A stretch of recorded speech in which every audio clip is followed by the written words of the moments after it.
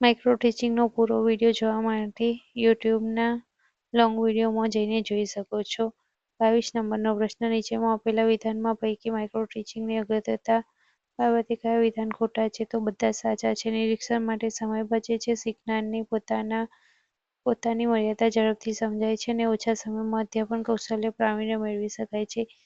નીચેમાંથી micro ટીચિંગના સોપાનમાં સાચો ક્રમ કયો છે? તો એની અંદર જવાબ આવશે ડી.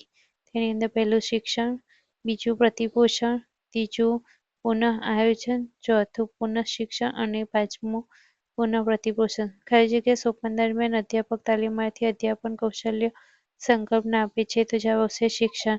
માઇક્રો ટીચિંગના શિક્ષણ સોપાનોમાં ઓછામાં ઓછા પ્રશિક્ષણાર્થી નિરીક્ષક તરીકે કામ કરે છે. તો 2. નીચેમાં માઇક્રો ટીચિંગના સોપાનોમાં તાલીમાર્થીઓના ગુણ દોષ અને તેના અવગત કરવામાં આવે છે. તો જવાબ આવશે પ્રતિપોષણ.